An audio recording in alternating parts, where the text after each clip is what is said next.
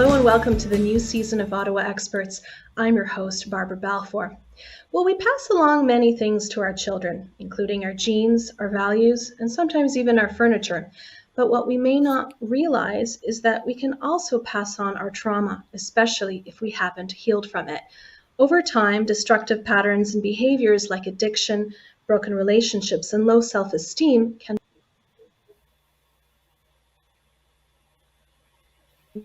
sometimes you can even see the impact of trauma if you've had an idyllic childhood, loving parents, and lots of money in the bank. So, why and how does this happen? And how do you free yourself from those destructive patterns? Our wonderful guests tonight are committed to helping you stop playing out those patterns from generation to generation. First, I'd like to welcome Johanna Lynn, founder of the Family Imprint Institute, who has an international private practice. She offers training to coaches, therapists, and counselors on working with client challenges that include what remains unresolved in the family system. Joanna believes that when you observe pain in people, you're actually seeing the imprint of their earliest experiences. Next, it's my great pleasure to welcome Jen Peters, who is joining us all the way from New Zealand. She is the founder and CEO of Ascension, The Whole Journey, a global healing and coaching business that helps people heal their inner child, dissolve codependency, and heal following narcissistic abuse so they're free to create a life of purpose that they love. Welcome, ladies. Thank you so much for joining us on the show tonight. Such a pleasure. Thank you. It's Jen, amazing to be here. Thank you, Barbara. Jen, I'd like to start with you. Why don't you tell us a little bit about your story and what brought you to pursuing this line of work? I know you didn't come to this stage in life without a lot of healing of your own. Mm-hmm. Thank you, Barbara. Well, it's quite a colourful story, actually. My childhood started with being adopted. I was adopted as a baby. This, I now understand, actually really set me on a particular path. Being adopted initially really, it set a foundation for me where feeling unwanted and abandonment and not good enough and so on was right there, right from the beginning. I went through childhood. I thought that my childhood was relatively normal, just like everybody else's, but it turns out that perhaps it may not have been. By the time I got to my teenage years, I was really struggling a lot. Really not feeling good about myself, very, very low self-esteem. And in fact, by the time I was 16, I was gang raped multiple times by the same group of men. That obviously left its mark, as you can imagine.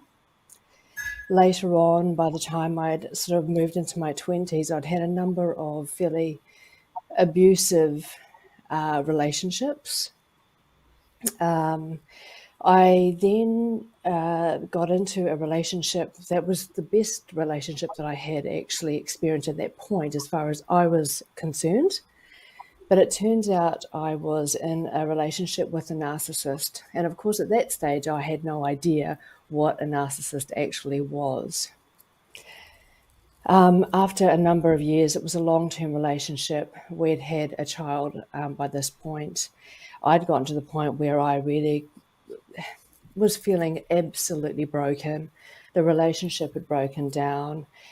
We had separated, and thankfully, a good friend of mine put me in contact with a energy healer. At that point, I hadn't even heard of a healer. I had no idea what a healer was or what they did. I didn't even know that there was anything wrong with me. Although at that point, I have to say, I do recall very vividly feeling so utterly destabilized that I didn't know what way was up and what way was down. My head was spinning.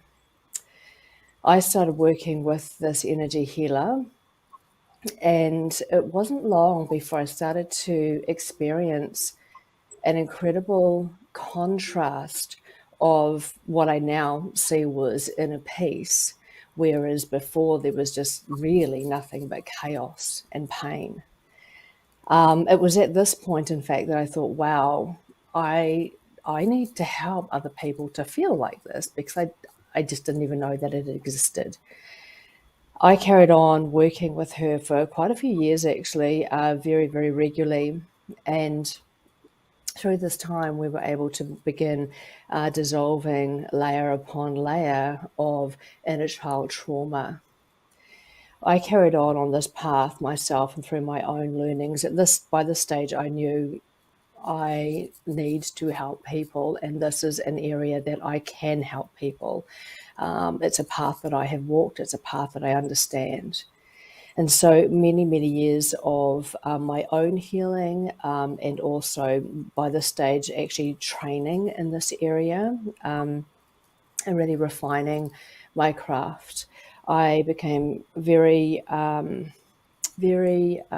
you could almost say, wedded to inner child work, because I started to really, really understand on the deepest of levels how absolutely critical our childhood and the our experiences actually are on the rest of our life. And in fact, when we're able to start to dissolve these patterns and programs from childhood, we're able to bring our life into alignment, how it's supposed to be, how it was always meant to be. So this is where my interest was really born for inner child work in particular, and of course, specializing in narcissistic abuse recovery and codependency, because both go together. And so that's ultimately what's led me to where I am now. I have a large global community, and it's a huge healing community. A lot of people can relate to much of my story. And so a lot of my work is actually able to help them move through and into the place that they were always meant to be. Jen, what a powerful and inspirational story. Thank you so much for sharing. I think some of our viewers who have undergone similar types of trauma will find great comfort in knowing that you were able to overcome that and, perhaps most importantly, help others as well. I now want to hear Joanna's story. I'd like to hear more about, what are you seeing in your practice here in Ottawa? What led you to this line of work? And maybe talk to us a little bit about the spectrum of trauma that's out there. Is it ever misunderstood, or is the definition ever too narrow in your experience? It's a very multifaceted question. I see all kinds of things in my practice, and I think my own experience has led me to support them with a lot of empathy. My first marriage ended in a very painful divorce, betrayal, misunderstandings, a lot of drama and upset, and finding my own understanding of how much my past, my experiences led into my part of how that relationship came undone. And so my experiences with my clients have a lot to do with their own relationships and understanding their part. What are we bringing from our family experience into our marriages, into how we parent? And I think trauma doesn't have to be something like a war-torn situation or the capital T trauma. So much of it can just be brokenheartedness, not getting that attunement, that love that we really all need as children, as Jen was explaining, and really beginning to look at how do we unravel that so that we can show up with more authenticity and really able to communicate what we need inside of our personal relationships. Joanna, in your experience, are you finding that some clients are reluctant to seek therapy because they feel their story isn't dramatic enough, or that they're just not worthy of treatment? Oh, not at all. To me, it's very interesting how surprised people are when they come to see me. They just want to maybe look at their marriage, and they start off by simply complaining about their spouse, let's say. And my approach has to look at both sides of each family system. So over 70% of what goes on inside of any relationship has to do with each other's family of origin. And so a lot of the times it can be so interesting to explore our childhood, our family history, to connect to how do we make sense of what's going on today. So I think if anything, they're quite surprised with how much historical work we begin to look through within their family tree to sort out what they need to do today. So going back to Jen, can you speak to us a little bit about, what is the toll of unresolved stress and trauma over time, and how is that stored in our bodies? To what extent do we wake up one day and realize we have a problem that we can't ignore anymore? So the toll can be great. That's an excellent question, and I'm glad that you answered asked it, because the toll of carrying unresolved trauma is extensive. It begins with affecting our belief system and our patterning. It affects the way we think, the way we feel, the way we respond. It, of course, affects any dynamic, whether it's friendship or in career or in our relationships. It seems to be amplified, of course, in relationships. But what I have certainly seen, and I'm sure Joanna has probably seen something similar, that unresolved trauma eventually becomes disease. Joanna, do you have something to add to that? Do a lot of your clients have chronic or autoimmune conditions? I couldn't agree with Jen more. There is this idea that what we are not able to process emotionally inside becomes physical. And so what is that dis-ease, that uncomfort in the body? How is our body trying to communicate with us? And so a lot about healing is turning inward to really listen so we can decode what some of these symptoms are trying to point us to so that we can ultimately heal. So, what are some coping strategies that are not as healthy? For instance, what are some of the coping strategies you turned to, Jen, when you were dealing with your own trauma and processing it? Wow. Again, great question. So for me, in my adult years, I turned to alcohol and drugs. That was how I coped. Ultimately, if I was high, then I could cope. Everything was okay. And curiously, it was something I really observed actually, was once I actually was away from that situation, one of the things that I really noticed was how fascinating it was that I didn't want, what I had been using previously. And yet this had become almost an everyday thing for me. And I see that a lot with my clientele too. In most cases, it's almost a medicine for them. It's a coping mechanism. I want to talk more about healthy coping strategies and language that we can use to discuss with our kids what happened to us and how we're processing it. But we're just about to go to commercial break. We'll be right back after this with much more.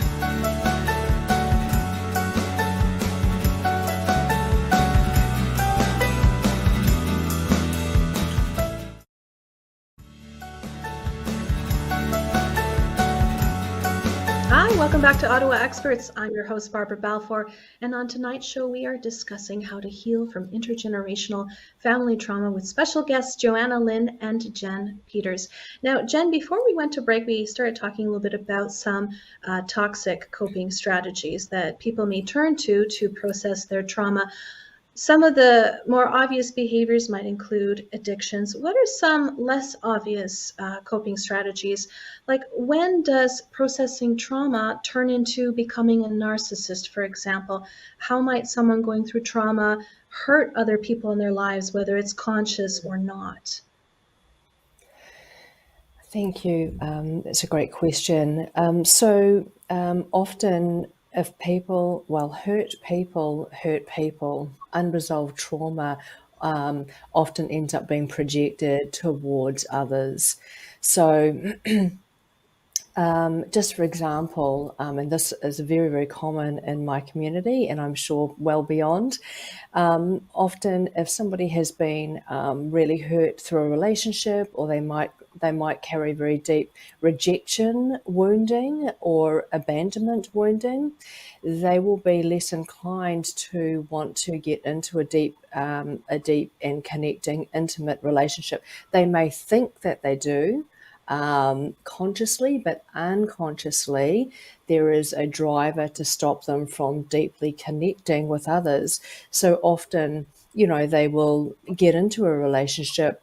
The other person might become quite overbearing or needy, and then this person will just completely pull away and ghost them, causing the other person a lot of trauma.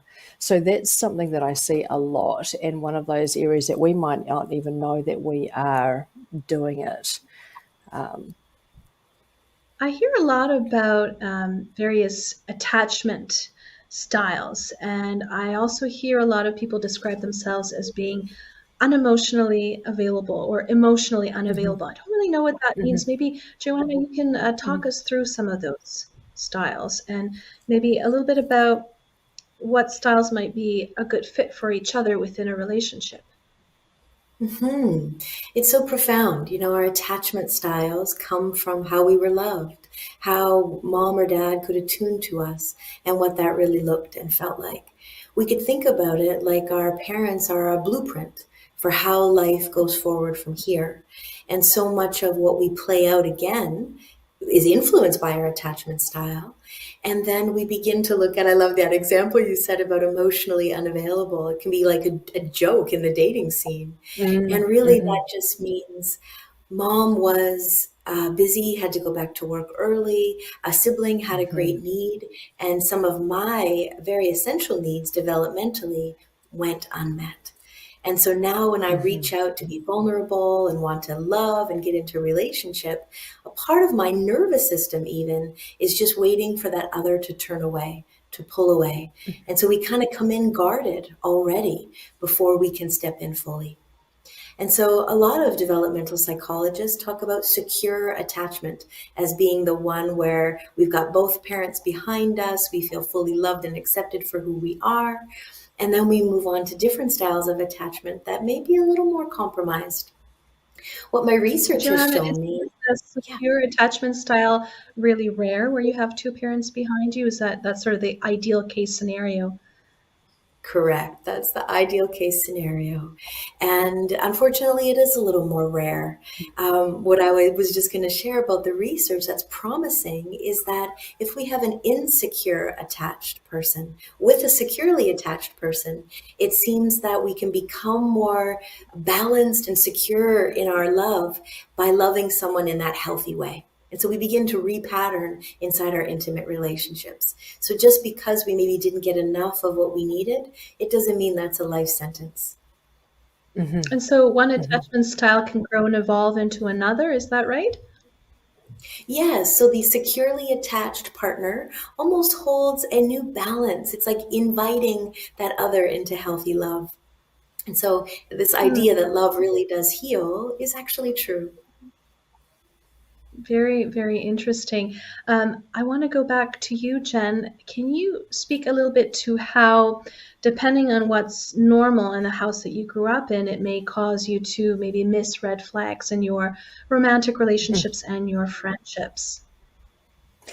Well, if you grew up in a environment where red flags were part of your normal, then you're going to miss them. You're not even going to notice them. If you grew up in an environment where, say, for example, mum and dad were yelling at each other, that becomes very normal. It might not be pleasant, but it is part of your normal. And so when you are in relationships and you get into a situation where you might yell at each other, you won't think that this is an issue. When it comes to actual red flags and dating, I mean, hopefully we're not at a yelling stage at that point, but certainly, you see a lot of love bombing, for example, and just back to the attachment style slightly. If you've got an anxious attachment style with somebody who is love bombing, for example, the anxious attachment style, for them, they're going to find that extremely intoxicating and very soothing, and they may not recognize that we need to back up a wee bit. This is actually a little bit over the top, because all of their unresolved traumas are being soothed by the by the, I guess, overt interest of the other person. So we often don't actually see them as red flags. Can you speak to maybe some of the beliefs, the patterns, the triggers that keep us so long in unfulfilling jobs or unhappy relationships, Jen? Absolutely. Well, it's quite a complex answer, actually. For example, we might have an abandonment wound is something, to be honest, and all the years that I've been practicing, the abandonment wound is what I see most of, which would be an emotional abandonment or emotional neglect from a parent. And as Joanna said earlier, this isn't always intentional. In fact, often it's not at all intentional. It's just everyday parenting that can lead to this.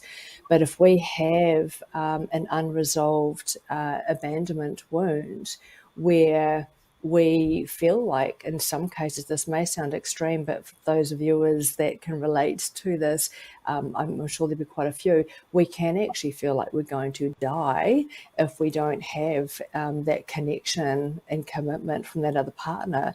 So that alone can keep us very, very much tied to a toxic relationship.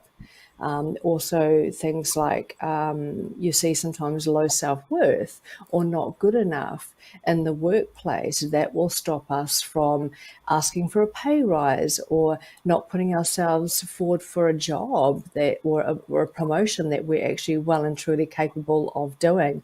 Certainly a rejection trauma that has not been resolved will also do the same. We won't want to put ourselves out there because we might get rejected. So it's better just to keep our head down a wee bit. I just wanted I to want to add ask to you, that. oh, yes, please. Yes, that we're really wired to go for the familiar, as dysfunctional as that familiar might be. And so a lot of healing can happen when we simply observe our past. Where is this familiar? How does this make sense? And I love Jen's example, these everyday examples of how do we show up at work? How full is my self-esteem? And where does that come from? So if we can get curious about that imprint, it can give us so much insight and information.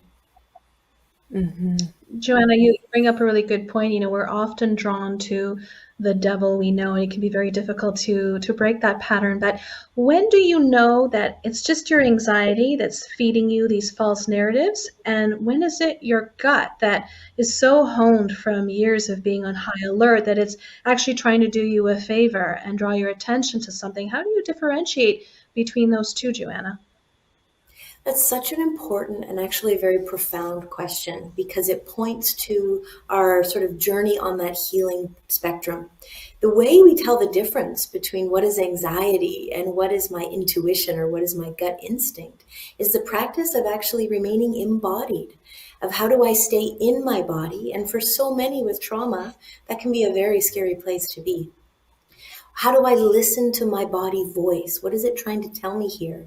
Whether it's with this partnership, with this newfound friendship, or how I'm showing up at work and the friction or the challenge I might get in with my manager or a coworker. To begin to be able to become friends with your body so that it's giving you the information that you need as guidance instead of just continuing to go back to the familiar. Now, Jen, I know you're a parent. At what point did you share some of your story with your child? And you know, what kind of language do you suggest other parents use to describe whether it's what they've been through in the past or even if they've come home and they have a bad day? You know, to what extent might you want to shield your kids from some of that suffering versus sort of keeping them on the lookout to make sure the same thing doesn't happen to them? I think that's such a great question. It all starts with the parenting. So I think first of all, we need to be very clear on what our intention is when we are sharing stuff with our children. Is it to completely bag their other parent? Is it to get, to make the child feel sorry for you? are you parentifying the child? So you need to be a little bit careful there. So I'm always as honest as I can be with my son. I actually find that children know when you're not being honest with them. So it is best to be honest with them, but I guess it depends on the level of detail you go into and making sure the languaging is age appropriate. One of the things I would be saying also is making sure that at the end of the day, you know, the other parent is part of them. It is their parent, and it's important not to completely annihilate their parent, their other parents to them, because that it's going to damage their own sort of self-esteem. But one of the things that I have always done with my son, and he's still only 13, so we'll see how things go. But I will always make sure that I mirror back to him, you know, what he's feeling. You know, if he says that he's, you know, something's gone on at school, I will, you know, say to him, you know, I know that must have been really frustrating, or that must have been really upsetting. You know, how do you feel now? How would you like me to support you? You know, one of the keys I find, and I do this in my inner child work as well, is actually using their terminology and reflecting it back to them. The other thing that I do, sorry, I might just say before I move on, that actually helps our children know that they are seen, they're heard, and they're understood, because those three elements are really, really fundamental in dissolving inner child trauma later on. Because often our kids and we feel unseen, unheard, misunderstood. The other thing that I've done with my son, and I'm so glad that I have, and I've done this right from the beginning since he was about 4, and I see it reflected in him all the time now. I have always gotten him to understand that other people's behavior, like another child lashing out, is very rarely about you. In most cases, it is about the other child. You know, they might not be happy. I will ask my son when he was younger, how do you think that child was feeling in their tummy when they did that? Do you think they were feeling good about themselves? And so he was able to distinguish very early. Very early that other kids' behaviour is not about him. And I definitely see that reflected in him now, which is fantastic, because as adults, we often take on other people's behaviour as being something about us when it's not. It's their own patterning being projected. It's so true, Jen. Very profound advice, basically, on how to raise happy kids when you may not have had a happy childhood or a happy past yourself, how to break that destructive pattern. We're just about to go to commercial break, but when we come back, more on how to find the root cause for what's making you currently unhappy or unfulfilled. Don't go away. We'll be right back after this.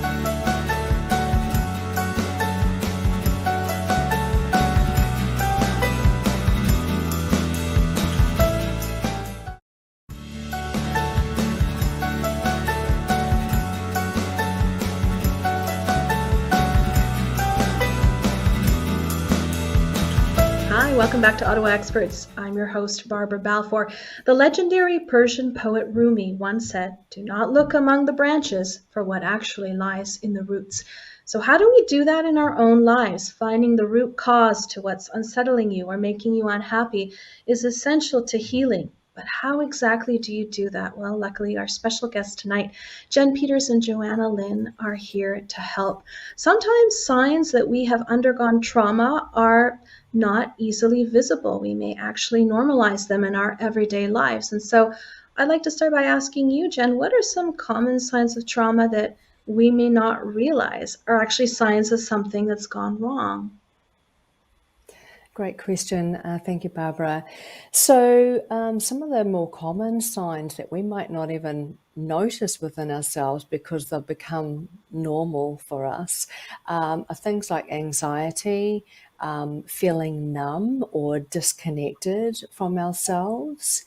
We may we may feel a sense of self-worth or a low self-worth, sorry. Codependency is a huge area. We may feel a really deep loneliness deep within that, even when we are surrounded by others, being right next to others, we still feel deeply lonely. We might people please or overfunction. Something I see often is a fear of rejection and also self-abandonment. We may have difficulty speaking up. Often we will live in a state of high alert. There's a constant comparing to others and persistent feelings of being less than. We may have difficulty setting boundaries with ourselves as well as others. And we may also have a history of narcissistic or toxic relationships. This list could probably go on, but those are areas that I see a lot within my healing community. Joanna, why do people who have undergone trauma experience so much discomfort when it comes to setting boundaries or standing up for themselves or asking for what they really want? And to what extent is it reasonable for them to expect their partners or their friends to kind of fill in some of that void or that vacuum that wasn't met during childhood? Wow, I love that question. This idea of how we learn to love is really the answer. And so if I learn to be over there with mom's upset or dad's anger, or I'm learning to walk on eggshells so that I don't upset the family, I have kind of learned to give myself away for connection. And so now when I get into friendships and loving relationships as an adult, boundaries become almost vague and non-existent because I feel like I need to be over there with you to make sure the relationship is okay. And so boundaries can be a huge part of the work that I do with clients because for many people, it's something new, brand new that they're learning. And we have to start at the beginning of how it all started, from the origin of how they learn to love. And so now the second part of your question, if we lean into friendships or our partnership so that they can fill the gaps of what hasn't been there, it puts a huge weight on the relationship. And that can actually lead to the end of that relationship. Our work is to go back to the source, is to go back to understanding this is how I learn to love. And even from a place of inner image work, being able to receive from our mom or dad within our imagination, if that's not something that can happen physically, so that we're not unintentionally leaning into our marriage and our friendships so that they can fill those empty places. I think we've all had experience of the friend with never-ending requests or the needy loved one. It doesn't feel good to be on the other side of that. This kind of awareness allows us to show up more whole, more healthy in our loving connections. And then healthy boundaries can come from there. Well, speaking about boundaries, I want to talk about boundaries because, as you pointed out, as you both pointed out, one of the side effects of growing up with neglect or abuse is that you do become an overachiever or a people pleaser.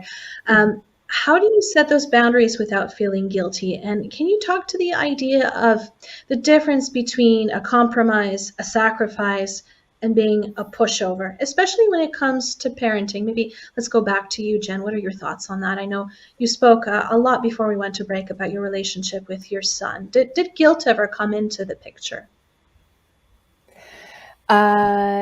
Yes. So, sorry, can you rephrase your question? Sorry, there were just a couple of questions in there and I want to make sure I answer them clearly.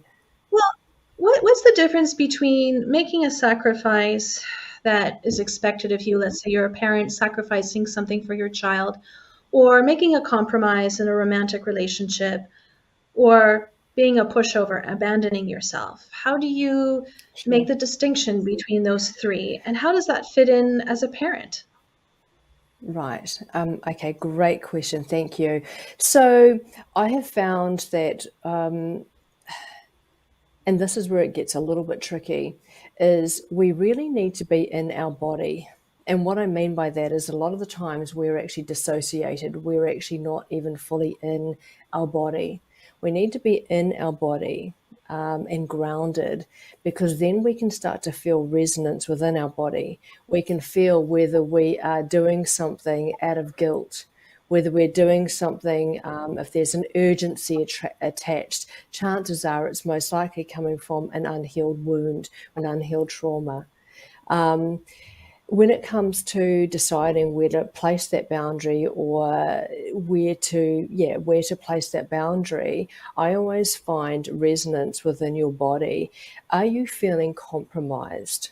Are you feeling resentful about having to do X, Y, Z? If you are, then chances are you actually need to have a boundary in that place. I think when it comes to children, I think it's extremely important that we teach children how to set boundaries.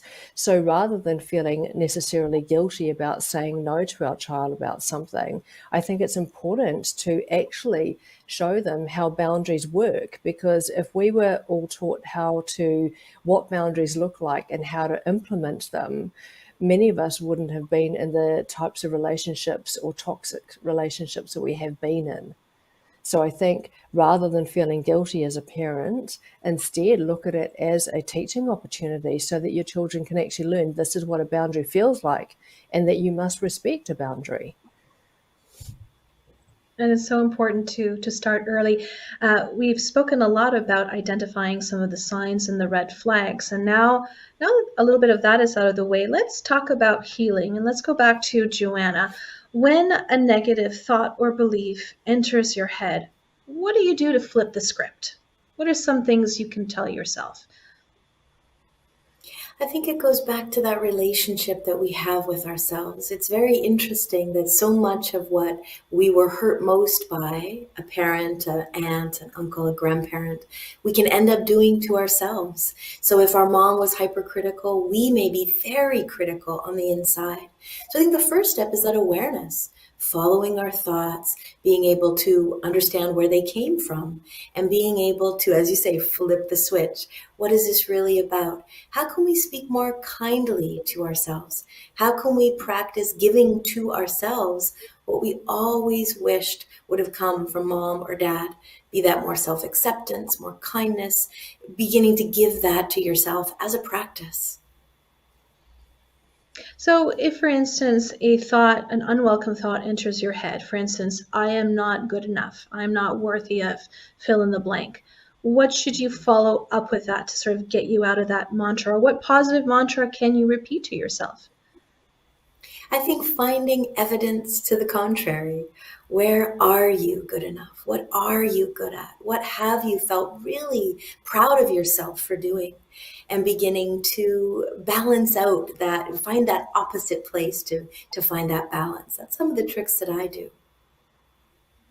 And going back to you, Jen, how can we go about choosing better friends and partners? And conversely, what red flags should make us go screaming for the hills? Right. Okay. So, in all honesty, I actually think it starts with us. You know, if we are noticing a pattern of finding ourselves in dynamics, whatever the nature of the dynamic is, that are unhealthy for whatever reason, then it's highly likely that we are actually carrying unresolved trauma ourselves. If we're continuing to find ourselves in dynamics, for example, where we're being betrayed, we will have our own betrayal wound. When we start to dissolve that betrayal wound at the origin in your subconscious mind, we stop aligning with that particular dynamic and those people who also have that particular trauma. So I think that it really starts with us. We can make different choices externally, but if we're still carrying that same patterning, then we're going to find ourselves in the same situations again and again and again, just with a different package, different wrapper. I like that saying. Same package, different wrapper. It's what's inside that counts.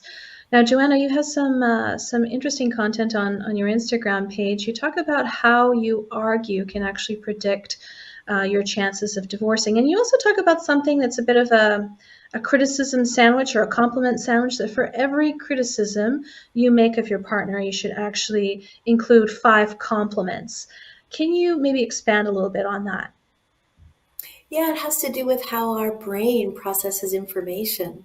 So, can you believe we're all set up with what's called a negativity bias? So, 2/3 of the time, we're scanning our environment for what is wrong, what we're critical about. And so, when that sits inside of our relationship, 10 things might go on in any given day within a relationship. 5 of them are completely neutral. 4 of them are actually loving and kind, and only 1 is negative. Well, what do you think we're thinking about as we fall asleep? The mind kind of holds on to that negative piece as if it sticks like Velcro. And so when we look at knowing that this is how we're wired, how can we show up in our relationship wanting to add to the wellspring, add to the connection, add to the love, knowing that we've got to have a lot more of that to balance out what might feel like friction, difficulty, or conflict?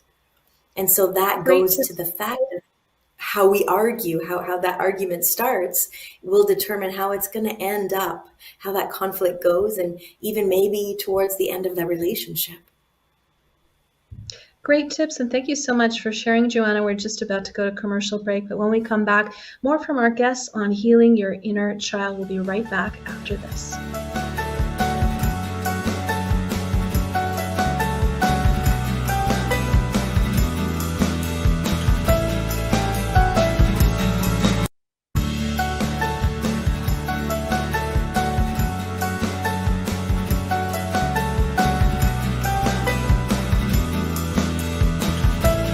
Hi, welcome back to Ottawa Experts. I'm your host, Barbara Balfour, and on tonight's show, we're discussing how to heal intergenerational family trauma. Now, there's a lot of work that's been done on the inner child, addressing and healing the inner child, and I know, Jen, that's your forte. Let's talk a little bit about how we go about doing that. And for those of us who may feel a little bit self-conscious or not really familiar with the concept, maybe we could talk about that as well. Sure. Thank you. So very briefly, we often form inner children in response to unresolved trauma. So as a child, and this can actually happen in adulthood as well, but it mostly happens in childhood. So as a child, we may experience a particular trauma. A part of us splits off and it freezes in time at that emotional and developmental age that we were at the time the trauma occurred. And this is an inner child. Now, with this inner child then forms a set of beliefs about the event that occurred, and also then then a set of patterns is also formed. For example, a child might be compared by their parents, so the child all of a sudden feels that they're not good enough. And from there on, they start to think that they are less than others, so they will create patterns around that. So that's in a nutshell, at a high level, what inner children are. I have found in my work that we tend to have many, many different inner children rather than just one. And they tend to sit in different themes. We might have different trauma themes. We might have an abandonment theme or a not good enough theme or a low self-worth theme. And so with inner child healing, ideally, we really want to be dissolving the trauma that sits within each theme. When we dissolve the trauma, we also dissolve the beliefs and the patterning that sit there. So if you had a rejection trauma, for example, and you may ordinarily perhaps reject other people before they reject you, what would happen once this is dissolved is that rather than holding yourself back and being afraid to put yourself forward for fear of rejection or rejecting other people, you wouldn't. You would feel confident and comfortable and ease at putting yourself forward. So that's in a nutshell inner children from what I've seen in my work. And there's a few tips that we can go through a little bit later around how to actually help heal. Well, a friend of mine was actually telling me that she actually visualizes her inner child and that she gives her inner child, a big hug and says everything is going to be okay. And then she just sort of felt all the anxiety and fears kind of melt away. Is that an exercise that you might recommend? Like, what kinds of Absolutely. Yeah. visualizations? So one of the things that we can do is notice when you feel triggered, when you feel activated, notice where in your body do you feel that emotional charge, because that's where the trauma is sitting. And you can pop your hand on that part of your body, you can connect in, and I always like to imagine that you can connect with the inner child within there. For me, something that I will do initially is I'll look at what emotions are sitting in that part of my body, and you start to name those emotions. And then we ask to connect with the inner child sitting in there, and we notice, how does the inner child feel? And this is actually really key, because each inner child is going to feel different. If they say they feel sad, lonely, and unwanted, we would want to then reflect back to them their exact words. We would say, I know that you feel sad, lonely, and unwanted, but I'm here now. I see you, I'm here, and I love you. So we want to find out exactly how they're feeling, and we mirror that back to them and give them the reassurances that they need. I also find asking them, what is it that you need to say? Because these little inner children haven't usually been empowered with a voice. So we let them say the things they need to say, and once again, mirror their words back to them, giving them the reassurances that they need. And then finally, we can also let them know, thank you for everything that you have done to keep me safe. But I'm here now, and I'm here to protect you. I'm here to bring you home with me. I'm here to love you and take care of you. And it is time for you to rest. And you'll find that a lot of that trigger that you were feeling will just dissolve. It's incredibly powerful, and it's also a good reminder of how far we've come as well. I want to switch gears back to Joanna. Talk to us a little bit about co-regulation versus self-regulation. What are these concepts, and how can we practice them? I think it connects so much to what Jen has just shared, this idea that we learned how to connect based on how we were soothed, how we were met as an inner child. And if that wasn't there, this is how we learn to self-regulate. And so if we didn't get that from mom or dad, how do we go through exactly what Jen just walked us through to build our own self-regulation? It's so important to realize that the inner child is not just some idea, but it's really a part of us, like a reference point. And it'll just keep coming back, almost the recycling of the pain of the not good enough, unless we're able to meet it and really regulate the uncomfortable emotions that come from that.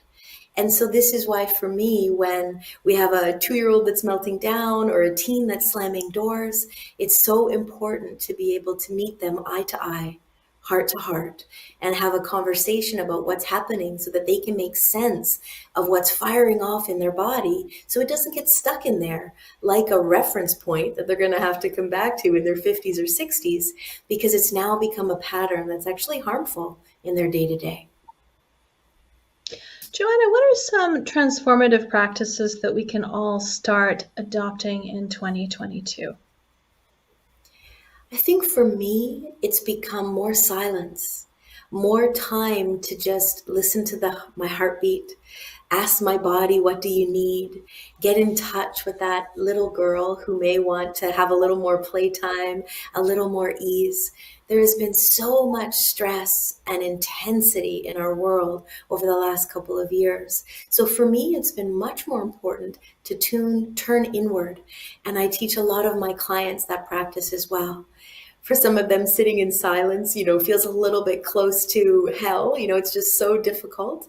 And so we could do things like a guided visualization, going out into nature and finding small things to appreciate, like even how the ice melts or drips onto the leaf of a tree. doing kind things, maybe brewing yourself your favorite cup of tea or giving yourself a aromatherapy bath, finding ways that you can be gentle, nurturing, and caring with yourself. And I think where we really get some shift and some change out of those patterns is if we do have a history of not having enough from our family, to be able to say, I'm going to this yoga class, or I'm going on this hike in honor of you, Mom. I trust that you would have given more to me if more had been given to you. And that we get into that practice of gentle motherly care with ourselves. And I hear a lot of forgiveness playing into that, as well as being mindful of your physical surroundings, both of which can be tremendously healing. Thank you so much for providing that wisdom and those tips, Joanna. I know you put on workshops and seminars. Some are virtual and some are physical throughout the year. Where can we learn more about some of these resources and some of the books that you've written, for instance? Yes, I would invite anyone who's curious to visit my website at www.joannalynn.ca. There's all kinds of articles and podcasts and information about intergenerational trauma, and an invitation. I have a women's community, and so we dive into topics like we've explored today: relationships and healthy boundaries and releasing codependence, and really finding a loving spot inside of yourself to navigate this life from. That's beautiful. Thank you so much, Joanna. And Jen, we're almost at the end of our time together, but can you tell our audience quickly how we can find you and some of the workshops and self-healing resources you have available? Amazing, thank you. Yes, so you can find me at www.jen-peters.com. And for daily tips, tools, wisdom, guidance, I'm on Instagram, Jen Peters _soul guide _healer. And I also have a YouTube channel with a number of free guided healings, guided inner child healings. That's Jen Peters YouTube. And on my website, I offer a number of different courses, in particular, Heal Your Inner Child course for self-healers. So specifically for those wanting to take themselves through the healing journey, but with the skilled guidance that we need for this intricate work. And I also offer one-to-one programs as well, which is also available on my website. Amazing, Jen. And really quickly, your top 3 favorite self-care tips. So for me, I absolutely love any kind of introspection, like actually really exploring my own subconscious mind, without a doubt, meditation, and also really starting to practice resonance, really noticing what resonates and what aligns within your body and what doesn't, and letting resonance and alignment being your guide. Jen Peters and Johanna Lynn, I want to thank you both so much for taking the time to come onto the show tonight and share your tips and your wisdom on how to heal from intergenerational and family trauma, which can affect more of us and more profoundly than I think sometimes we realize. And to those of you who are watching tonight, thank you so much for joining. We'll see you again, same time and place next week. Have a wonderful night.